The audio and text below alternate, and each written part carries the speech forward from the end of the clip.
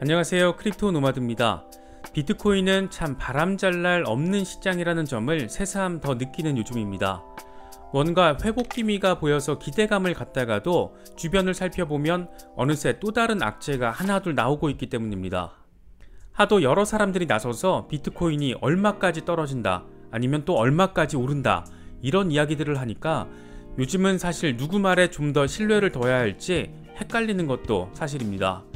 그래도 비트코인과 관련한 전망이 좀 더 설득력을 갖기 위해서는 차트적 근거를 제시하거나 아니면 엄청난 매수를 통해서 증명하는 등의 방식이 있어야 하지 않나, 그런 생각을 해보기도 합니다.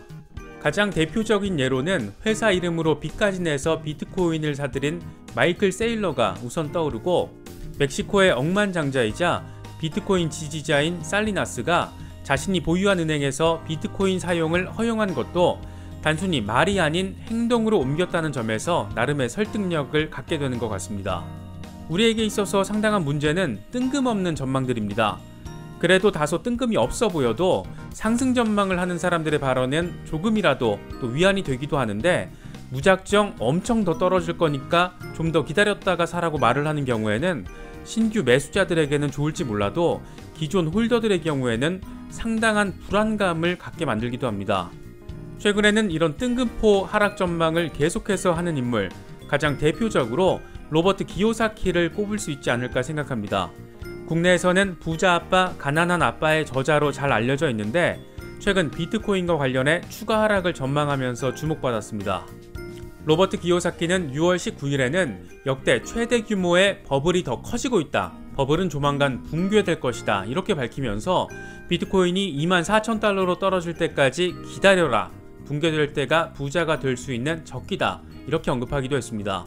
투자자들이 느끼는 심리적 저항선이 3만 달러로 언급되어 왔다는 점에서 24,000달러까지 떨어진다는 그의 주장은 꽤나 큰 불안감을 야기시켰고, 더욱이 아무런 근거도 제시하지 않고 큰 하락 전망을 하면서 일각에서는 비판이 나오기도 했습니다.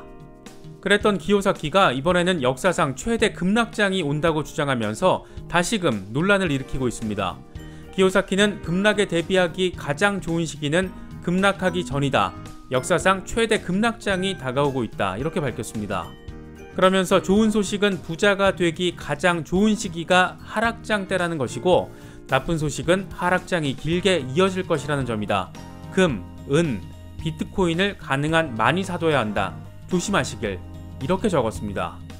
쌀 때 사서 비쌀 때 팔라는 것은 모든 투자의 기본입니다. 이런 기본적인 투자의 원칙을 강조한 것까진 좋습니다. 하지만 엄청난 하락장이 온다는 전망의 근거는 무엇인지, 이 하락장이 길게 이어진다는 근거는 무엇인지는 전혀 밝히지 않고 충격적인 두 가지 상황만 내놓으면서 대체 무엇을 위한 조언인지, 조언이 맞긴 한 건지 등의 비판도 나오고 있습니다. 하필 기요사키가 이런 내용의 트윗을 올린 날 비트코인은 장중한 때 35,000달러를 회복하면서 기대감을 키우기도 했습니다. 기요사키의 전망이 물론 맞을 수도 있습니다. 하지만 요즘처럼 수많은 전문가들의 전망이 엇갈리고 있는 상황에서는 좀 더 신중하거나 좀 더 친절한 전망을 해야 하는 것이 학자로서, 또 코인 투자자로서, 특히 조언을 하고 싶어하는 사람으로서 기본적인 예의가 아닐까 생각됩니다. 국내에서의 분위기 역시 여전히 좋지 않습니다. 먼저 시중은행들이 코인에 대한 신용 등급을 매기는 방안이 고려 중인 것으로 알려지면서 논란이 되고 있습니다. 현재 거래소는 은행의 평가를 받고 또 선택을 받아야 하는 꽤나 중요한 상황에 처해 있습니다. 그래야 실명 계좌 발급이 이루어질 수 있고 정식 거래소로 승인을 받을 수 있기 때문입니다. 이게 어그러지면, 그러니까 거래소가 은행을 찾지 못하면, 은행의 승인을 받지 못하면 거래소를 폐쇄하는 상황까지 생각해 봐야 하는 그런 상황입니다. 은행들이 가상자산 거래소 실명 계좌 발급을 위한 심사 과정에서 코인별로 신용 등급을 매겨서 거래소의 신용도를 평가하겠다는 것인데, 이걸 놓고 말들이 많습니다.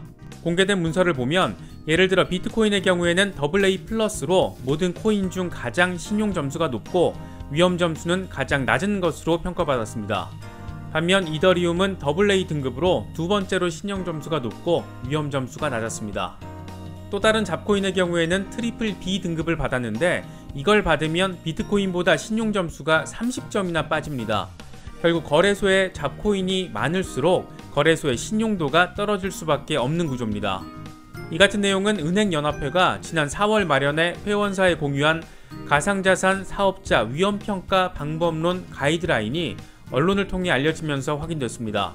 이 지침은 은행연합회가 외부 컨설팅 용역을 받아서 공동평가 지침으로 마련한 것인데 이걸 따를지 여부는 은행들이 자율적으로 선택할 수 있습니다.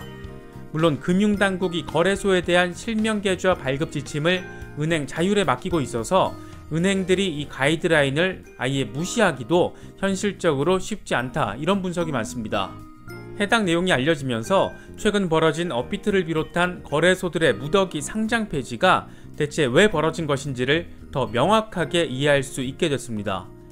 당초 거래소가 정식 승인을 받기 위해서 잡코인 정리에 나섰다는 것 정도는 알려져 있었지만 이렇게 구체적인 지침이 마련됐다는 점, 또 개별 코인들이 세부적인 평가를 받았다는 점, 이런 것들이 알려지면서 상당한 놀라움을 안기면서 동시에 또 논란이 되고 있습니다. 투자자들 사이에서는 잡코인 정리가 벌어지면 가장 직접적으로 피해를 보는 것이 투자자들인데 잡코인 수가 많은 것이 반드시 위험하다는 것을 증명하는 것이 아니라는 점에서 벌써부터 반발의 목소리가 나오고 있습니다. 코인 업계 관계자 역시 언론 인터뷰를 통해 코인을 많이 상장했다고 해서 반드시 위험한 것도 아닌데다 특정 민간 회사의 신용도 평가만으로 코인의 위험성을 평가할 수 없다, 이렇게 지적하기도 했습니다.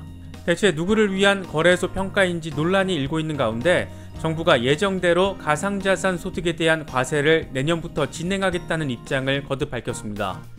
내년 세금 부과 여부에 대한 논란은 여기서 언급할 필요는 없을 것 같습니다. 다만 얼마를 벌었을 때 얼마를 내야 하는지 이런 것 정도는 투자자로서 알고 있어야 하기 때문에 조금 듣기에 짜증나더라도 이 부분은 간단히 짚어보겠습니다. 소득세법 개정안의 핵심은 가상자산을 양도 또는 대여해서 얻은 소득이 연 250만원을 넘을 경우에 20%의 세율로 분리과세한다는 겁니다. 예를 들어 내가 비트코인 1000만원어치를 사서 2000만원에 매도해 1000만원의 양도 차익을 얻었다면, 그러니까 1000만원을 벌었다면 250만원까지는 공제가 되고 750만원에 대해서 세금을 부과하겠다는 겁니다. 지방세까지 포함해서 22%에 해당하는 165만원 정도가 부과됩니다. 그러니까 1000만원을 벌면 165만원 정도, 1억을 벌면 1650만원 정도의 세금이 부과된다는 겁니다. 물론 거래 수수료 0.1에서 0.25% 정도가 공제되기 때문에 이보다는 조금 낮아질 수 있습니다. 세금 이슈가 걱정되시는 분들은 이 기준으로 내가 얼마를 벌었을 때 얼마를 내야 하는지 계략적으로 계산을 해보시면 될 것 같습니다. 시장도 어지럽고 정책도 어지럽고 여러모로 어지러운 요즘입니다. 마이클 셀러 같이 비트코인에 인생을 건 사람들의 공통적인 특징을 굳이 꼽자면 단기 트레이딩이 아닌 장기 투자, 장투를 하고 있다는 겁니다. 당장 급한 돈이 묶여있는 경우라면 어쩔 수 없겠지만 급하지 않은 경우라면 장기 투자의 관점에서 지금 상황을 바라보시는 것도 멘탈 케어를 하는데 하나의 방법이 되지 않을까, 그런 생각도 듭니다. 물론 이것도 쉽지 않습니다. 워낙 어려움들이 가중되다 보니까 저 역시 같은 투자자 입장에서 이 정도 말씀밖에 드리지 못하는 것 같습니다. 안 그래도 요즘 먹고 살기 힘들다고 말하는 사람들이 많은데 부동산 이슈에 이어서 가상자산까지 결국에는 세금 문제로 불거지면서 여러모로 삶이 팍팍해지는 느낌은 어쩔 수 없는 것 같습니다. 그래도 지금의 어려운 상황들을 잘 대응하시고 언제나 성투하실 수 있기를 기원하겠습니다. 이번에 준비한 영상은 여기까지입니다. 영상이 도움이 되셨다면 구독과 좋아요를 부탁드리겠습니다. 시청해주셔서 감사합니다. 지금까지 크립토 노마드였습니다.